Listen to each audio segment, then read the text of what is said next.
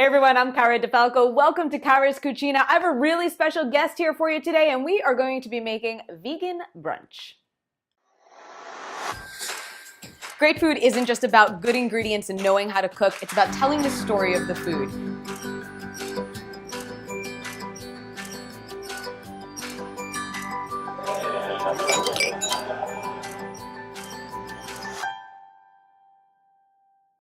All right, guys, we have Scarlett Rocourt here, and she is a YouTuber as well, and she has a healthy vegan lifestyle blog for you guys that you definitely want to check out, scarlettrocourt.com, right? Yeah. And she is going to be showing us how to make vegan shakshuka.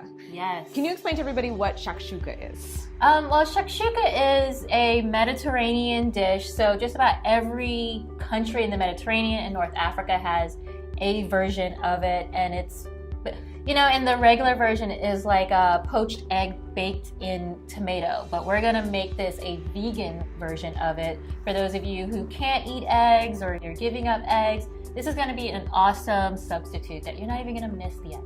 Yeah, you've come up with a lot of really good ideas to kind of create that egg flavor for folks. Shakshuka is a dish that I love, or for the Italians, it's Uove and Pergatorio, and we'll do another version of that as well. But you're using, so we've got some chickpea flour here, garbanzo bean flour, baking soda, a little apple cider vinegar. This is a really cool thing. Now, this is Indian black salt. Can you tell folks where you get this? Because this is pretty unique. Yes. So, I mean, if you have an Asian market or an Indian market near you, you can probably find the Indian black salt. Not to be confused with just regular black salt. Okay. What's special about this is that it has like that sulfur, eggy It really does. I wish, you know, how many times do we wish we have smell-o-vision here? But if you could smell this, it does. It smells like a hard-boiled egg or eggy just in general. So you could definitely see how it would add that flavor. Okay, so we are going to start off by making our eggs, correct? Or our egg substitute. Yes, exactly. So we've got a blender here. So what do we start with? Okay, so the first thing I like to do is put the chickpea flour, garbanzo flour. Okay, we've got about 3/4 cups here. 3/4 cups. Get this in here. And I use a blender just because it's easier to get all of the, you know, all of the little bubbles and all of the, you know, when you're making flour, it has like the little balls. The lumps, in it, yeah. Lumps. You can also use a whisk if you want to, but I just find like using a small blender is just easier that way, and it blends everything really well. Yeah. Okay. I'm making a mess here, but we're gonna get all this in here. We're gonna get it. And what else are we getting in here? So we're going to put some water. We have to flavor it, just because I find that, you know, with the chickpea flour by itself, it's just pretty bland, and I'm Haitian, so I like everything to have flavor to it. And I just found that adding onion powder, garlic powder, a little bit of oregano, and the black salt gives it a nice flavor that's not going to compete with the tomato base. The tomato flavors. Yep. And you just kind of do this by eye, so I guess this is really to taste for folks, right? Yeah, just a little bit of this, a little bit of that, you know how we do. Yes, exactly. That's what we were talking about, how nobody's grandmother ever wrote anything down, so we don't really know what goes in anything. No, thank you, Pinterest, for writing down recipes for us. But we'll get this one written down for you just to give you guys an idea of where to start. Yes.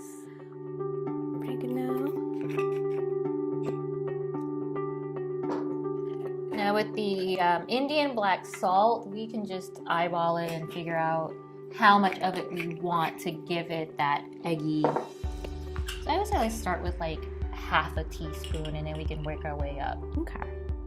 So that's about a half a teaspoon. Yep, and then the water will be the last part. Do we need that baking soda, right? At about a teaspoon of baking soda? Yeah, well actually I apply that last. Oh, okay. Yeah, just because the significance of using the baking soda and the apple cider vinegar is that it helps it to be a little bit more fluffy. Okay. But I feel like for some reason, adding these last helps with that fluffiness. Okay. About a half cup of water, you said, to start off. Okay. To start, and then we can blend it and we can see how thick it is. And I think that looks about blended. There are no lumps or anything in there. Okay. And then I'd say let's add the baking soda, so about half. Oh, it smells like an egg. I was like, oh, it actually smells like eggs. I wasn't sure I believed you at first. Yeah, right? Half Like these teaspoon. vegans. Half teaspoon, you said, right? Yeah, just about half.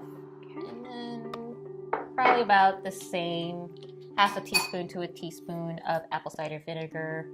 We eyeball everything here. Mm-hmm. And then we'll blend it again. Let me hand this back to you. Yep. It's nice having a assistant in the kitchen. It is, right?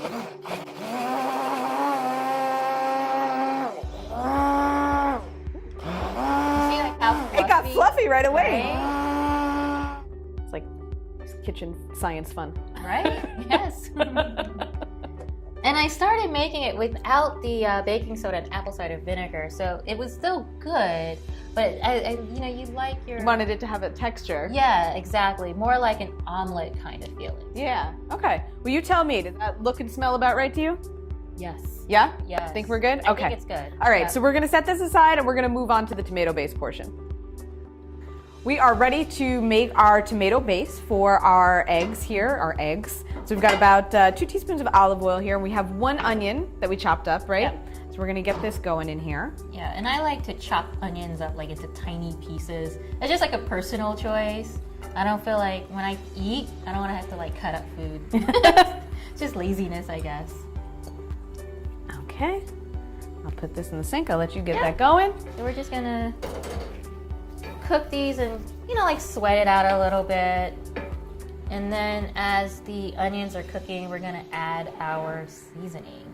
And this is something I learned actually watching other YouTube channels doing a shakshuka, because I usually would add my spices last, but apparently like adding it first, it actually brings the flavor out. It toasts them. Yeah, it helps bring the oils out of the different spices. Yeah, you learn so much from these, right? Mm-hmm. All right, so we're gonna let these go for about 3 to 5 minutes, sweat them out for a little bit, Yeah. and then we'll keep going.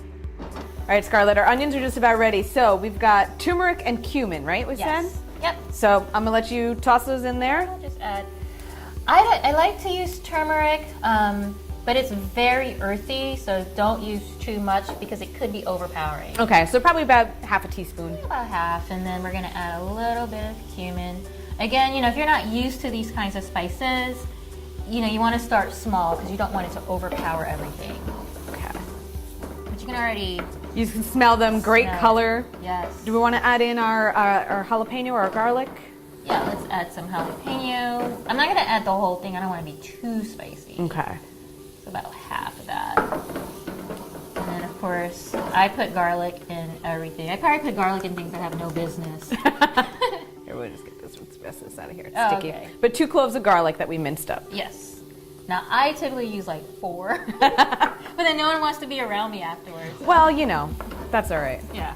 I mean, I like to be around me, but Listen, we're Italian. We do garlic all day. exactly. It like comes out of your pores. Yes. Like, great aroma. All right, so we're gonna let this continue to cook a few more minutes. Yeah, like a few more minutes. Let the jalapeno get a little bit softer, and then we will add the tomato.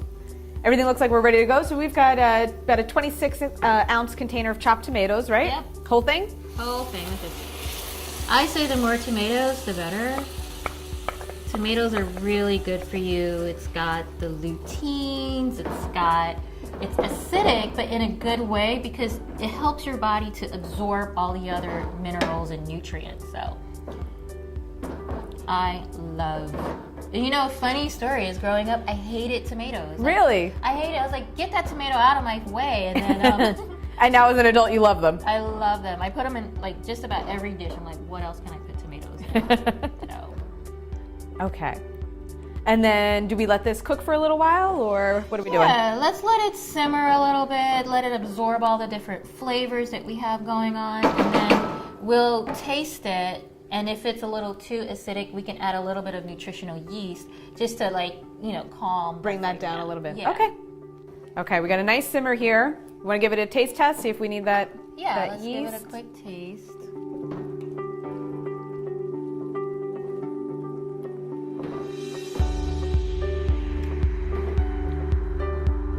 It's good. It's good? But I'm gonna add a little bit of the nutritional yeast. Okay. Just because I like it, it's still a little acidic, so we're gonna make it a little bit. Gives it a little balance. Yeah. And with nutritional yeast, it's kind of like a nutty flavor. Yeah, it is. Yeah.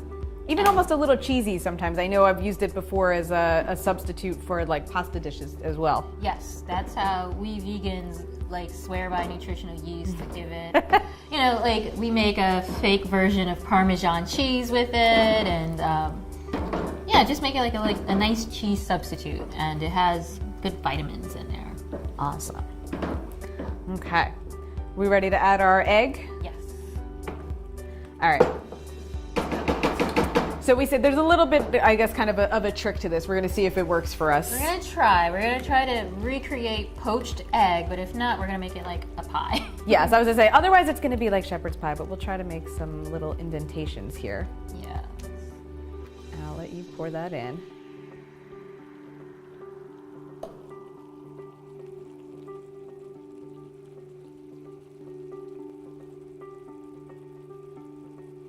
Sort of.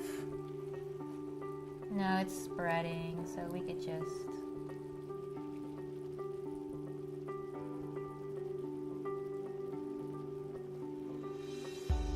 Worst case scenario, it winds up looking like a shepherd's pie and you have like scrambled eggs on top and tomato underneath. Yeah. Just keep making little holes as we can. And about how long does this take to cook through? I mean, we want to reduce some of the water, so we'll let it simmer, and maybe like 10 minutes. Okay, we're gonna let this cook. Our shakshuka is done. We've plated it out. Our eggs held together really well. It did. It did. It looks good. All right, so I'm gonna Okay. taste this. You're gonna tell everybody where they can find you and healthy vegan lifestyle living. Yes. All kinds of tips you got going All on. kinds of stuff going on. So you can go to scarlettrocourt.com and you're going to learn tips on how to eat healthy, how to live healthy, zero waste lifestyle, all that good stuff. This is amazing. Thank you so much. This is a really, really good, and it really does taste like an egg, honestly. And it's nice and fluffy. I love it. I love it. This is absolutely delicious. Guys, this recipe is going to be at caradifalco.com. We'll link you up in the comment section below. If you like this dish, be sure to give us a subscribe. Check out Scarlett's YouTube channel as well. Subscribe to her because we all need your help with these new YouTube rules. I will see you guys next week. That is it for this week in the Cucina. Buon appetito. Bon appetito. Thank you, love. This is great. Good. Yes.